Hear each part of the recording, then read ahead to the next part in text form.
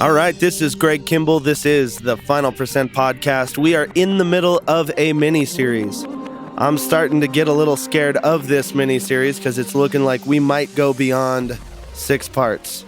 I will do my best to keep it as succinct as possible with still doing the story some justice. But without further ado, this is part 4 of The Homeless Millionaire. So after saying this seemingly insane thing to the woman of my dreams, she kind of takes a long look at me and just begins to laugh and says, "Man, you really are crazy."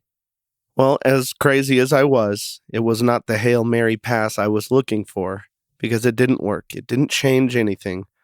If anything, she might have thought that I was even crazier than before. But either way, our relationship started. Our relationship in business, our relationship in being friends, our relationship in music. And though neither one of us realized it at that point, we were looking at our future spouse.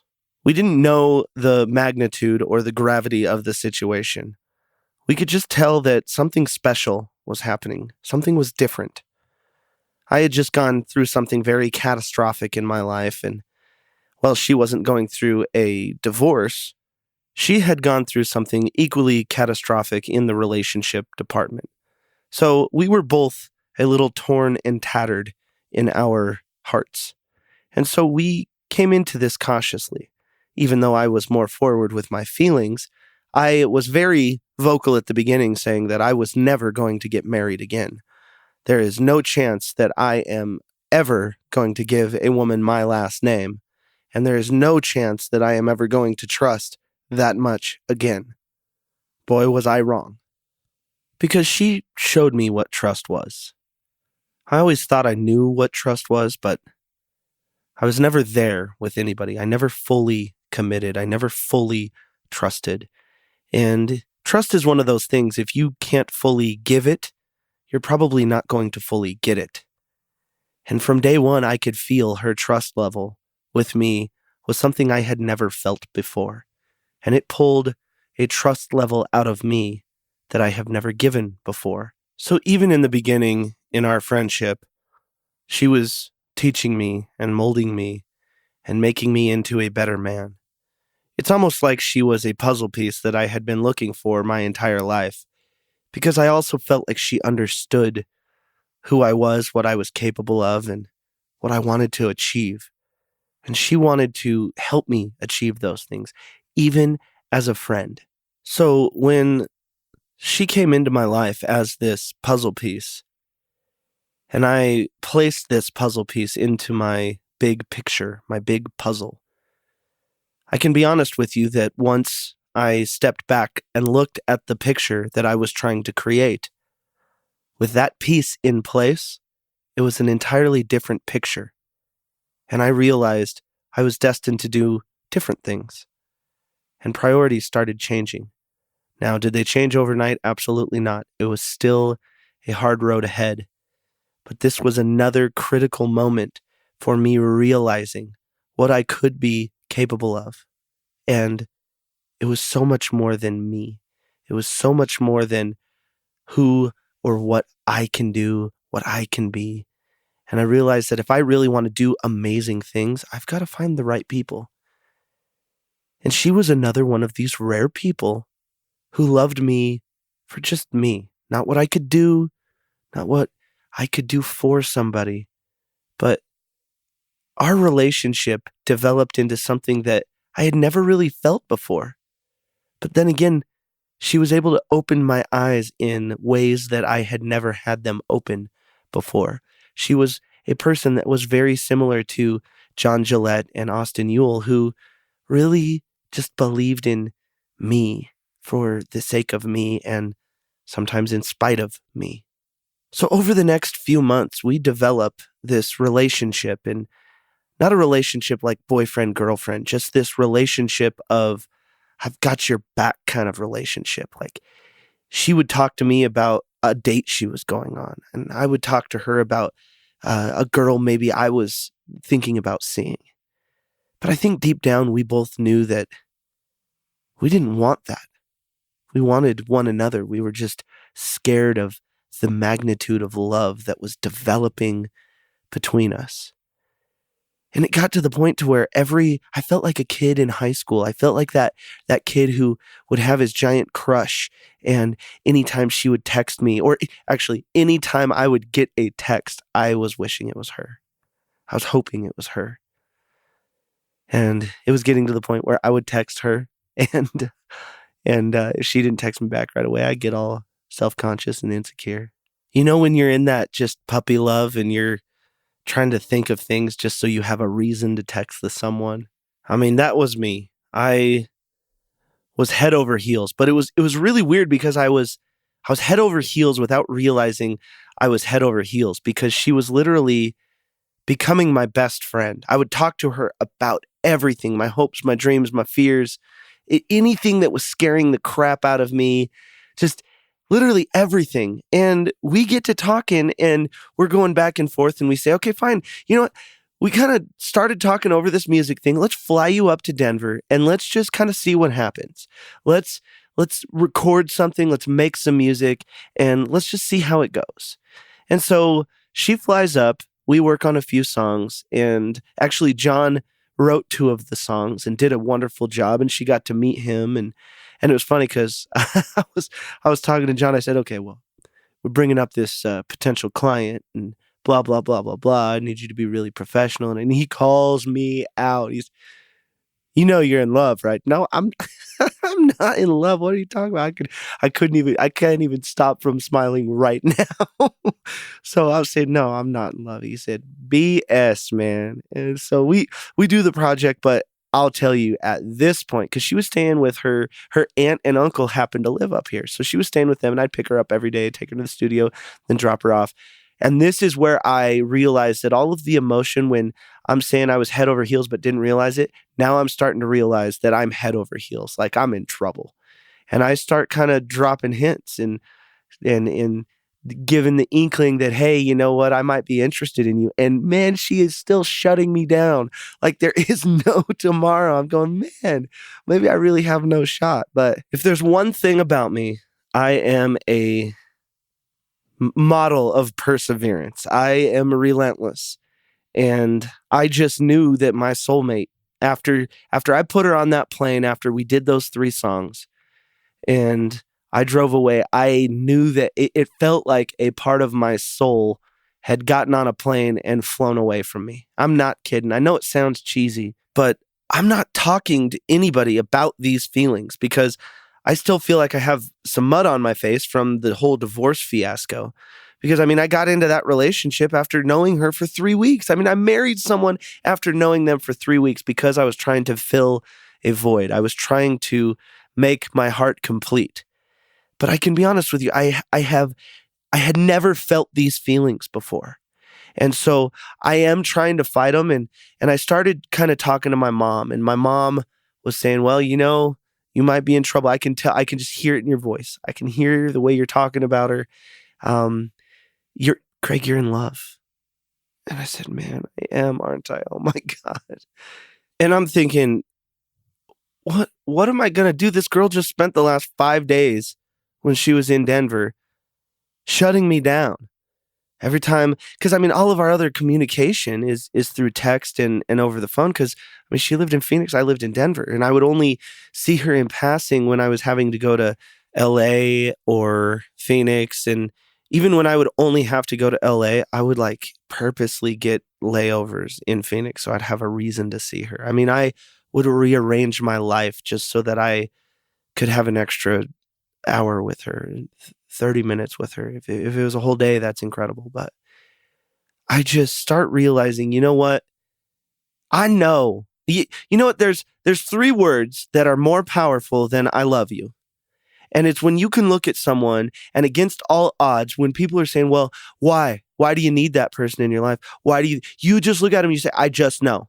I just know are more powerful than I love you. Because you can fall in and out of love. And what I had realized at this moment was I don't know if I've ever been in love. Now, just to be clear, I have loved people. I have been loved in return. But I think being in love is such a different experience. I think it takes the right chemistry, the right people, the right experience, the right environment. There's so many factors that have to kind of click and go right, and maybe a little bit of divine sprinkle in there. But I really think that to be in love with someone, I mean, we're talking about a part of your soul connecting with another part of your soul. You know what I mean? Like, you are one person. And that's what I finally feel that for the very first time. I'm not kidding. It was the very first time. Have I said I love you to other girls? Absolutely. And I did love them. But for the first time, I'm in love. I know I am in love. And I mean, to help you understand it, you can love your friends. You're not in love with your friends. And I'm in love. And so we start talking a little bit more about the company and our dreams and our hopes. And we start talking about business. I mean, this is why I I think the reason I started really falling in love with this girl is, I mean, she challenges me in a way intellectually. I've just never been challenged. And I mean, she's bringing ideas up and she's looking at things so in such great ways. I'm going, man, I wish I could run this company with you. And I tell her, I'm like, I feel like you're like the glue that could hold my company together. I feel like I'm a kite and you're an anchor. And she kind of makes a joke and she says, well, maybe I should quit my job and just come up to Denver. And I was like, all right, cool. When you want to make that happen? And she's like, I'm just kidding. But then, you know what? She's not the kind of girl to just kind of joke about that. There's some sort of thought that has happened that kind of opened the door. And so I was like, well, let's just talk about that. I mean, let's build something together. She says, well, I mean, I would just want to keep it business and I would want to keep it professional. And I'm like, that's fine. But I mean, is that something you're interested in? Because honestly, I would love to work with you. And she says, well, I mean, actually, maybe. I mean, so for the next probably month, 2 months, I mean, we've already been kind of going back and forth, and I'd been visiting her and we had become great friends over, say, probably the last 7 months or so. But the next 2 months were so critical because we start making real decisions that are moving towards her moving up here. And then we make the decision. She said, you know what? I'm moving up there. Let's do this. I'm going to help you build this company. I'm going to help you solidify things, and we're going to do this. And for the first time in my life, I mean, I have someone who is believing in my dream as much as I do. And so I say to her on the phone, I say, I've never had anyone believe in my dreams in this way. I've never had anyone just believe in me this way. Like, how? And she said, Greg, they're not your dreams anymore. They're our dreams. And so I tell her, I say, look, if you're moving up here, I'm going to personally come in, help you pack, and I will drive you up here myself. And she says, you're insane. And I said, well, you've said that before. And so she actually says, okay. So she flies into Denver. We get in my SUV and we drive to Arizona together, all the while getting to know each other even more. And we pack her stuff up and we visit her family and we visit all of her friends. We're there for about 3 days. But this is where her change happened. In those 3 days of us experiencing her family and her friends and us hanging out, and we're realistically starting this journey together. I mean, she's taking a huge leap of faith. She's jumping off the mountain. She doesn't even know if there's a parachute yet. But we fall in love in these 3 days. And maybe that's a bad way to say it, because maybe she just finally took her blindfold off, because I knew I was in love. But we were unlocking parts of one another that we had never experienced before. And so we went out to a place called Raw, that is a sushi place, with all of her friends as she's saying goodbye. And this is kind of her farewell get together. And a lot of her friends are rightfully skeptical of the whole situation. But that night, everyone got to know me and saw the look in her eye. And every one of her friends realized what was going on. She wasn't moving up there for a business opportunity. Yes, that was kindling in the fire. Yes, that was part of it. But she was moving up to complete her soul. And I was down there to bring my soul back. And on that night, we had an incredible time with her friends, an incredible time with her family. And after we realized what was going on, the romantic dialogue started.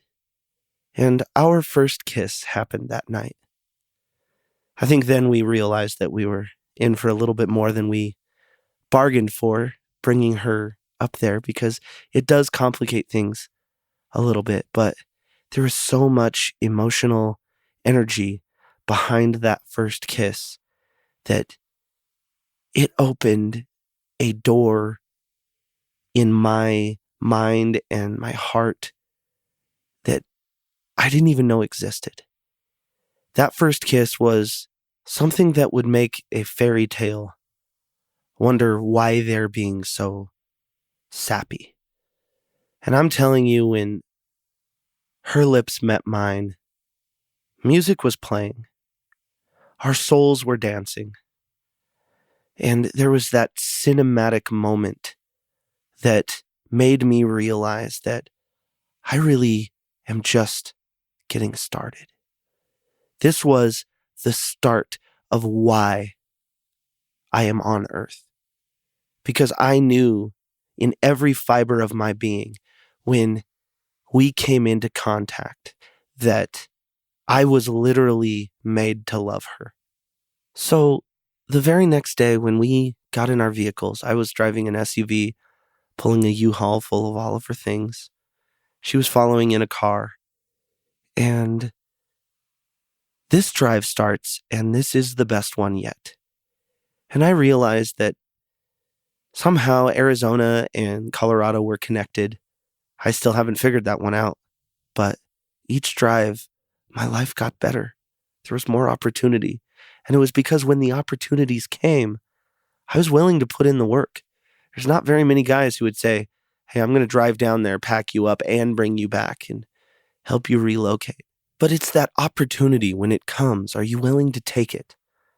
Now, whether it was God, the universe, our spirits, our hearts, our love, destiny, fate, I don't know. But when the opportunity for true love came, I took it. And there's something to be said with seize the day. Try to make the most out of each moment, because you're never going to get that moment back. And because of that way of living, I've been able to create the most amazing moments that I never even thought were possible in real life with my wife. And we embarked on this journey together. And she was my missing piece. She was the person who could challenge me, to rein me in, to make sure that I was doing right by us and the company. Because I trust her. I respect her. And she immediately made me a better leader, a better person, a better man, a better son. And she was and is the huge part of my life that grounds me. And at that moment, I realized I had never been grounded before. I didn't know what real roots were because, like so many other young kids, I had come from a very broken home.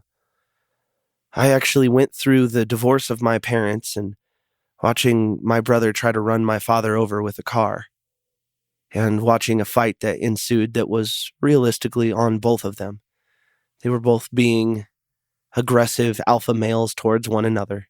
It scared my family so much, and it left so much scar tissue on all of our hearts. And I was only 10 when that happened, but when I was 13, my parents finally got a divorce.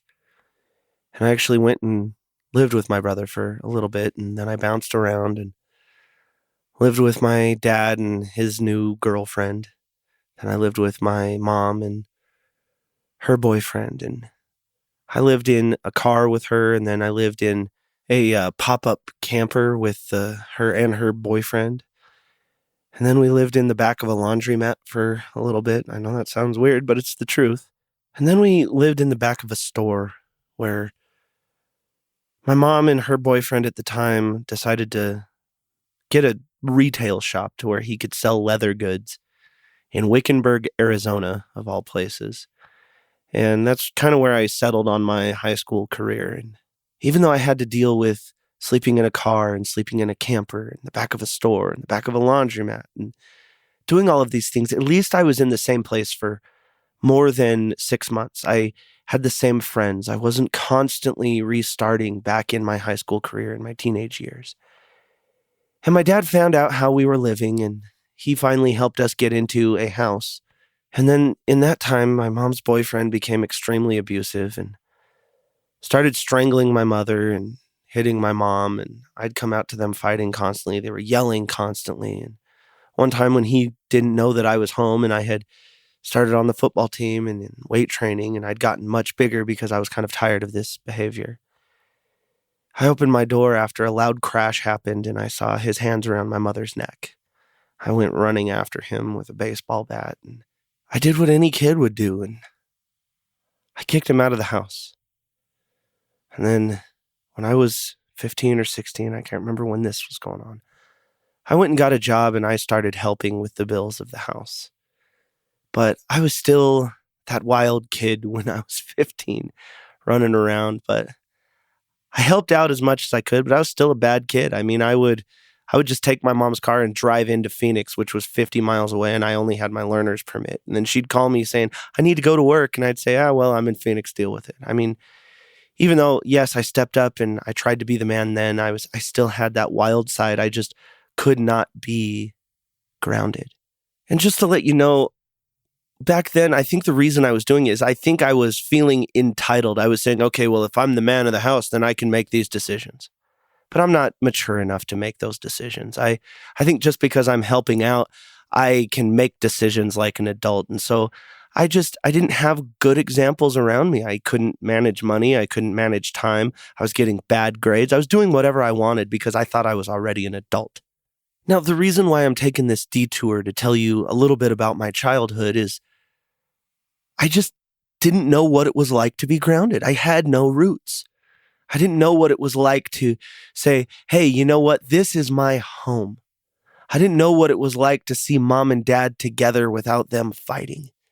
I didn't know what it was like to not be manipulated constantly. I didn't know what it was like without physical and verbal abuse so prevalent all around you. So I just was always moving. I was running away or I was running to something. God knows what it was, but I knew I just had to run. And for the first time, because of this new, beautiful relationship with Kayla, I didn't want to run anymore. I wanted to build. And realizing that I was ready and I made that mental shift and that maturity kicked in. And again, was it overnight? Absolutely not. But I knew something, my why shifted, why I was on this planet, why I got out of bed in the morning shifted. And for the first time in my life, I wanted to build.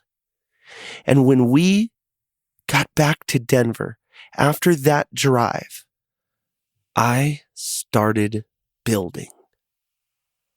And I'm telling you, laying that foundation and realizing that I had never actually laid the foundation before. I was too caught up with what people thought of me or what they thought I was doing or what they thought I was worth or what they thought I had. No one knew that I actually didn't have anything. I was more scared than they were.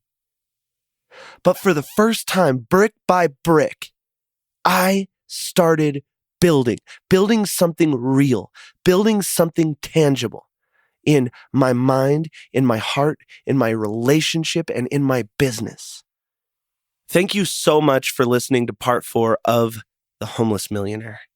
Yes, I think we are going to go above a 6-part series. We already expanded it from a 5-part series, but you know what? There's a lot of story here, and I think it's going to help a lot of people. And right now, reliving all of these moments of my life, it's helping me.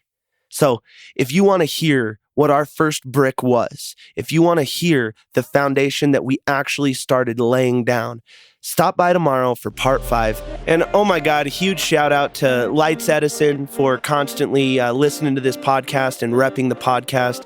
Felix, thank you so much. John Gillette, thank you so much. You guys are rock stars. My wife, of course, thank you, babe. You are my inspiration. This episode was dedicated to you and your love and encouragement. Oh my God, thank you so much. Thank you.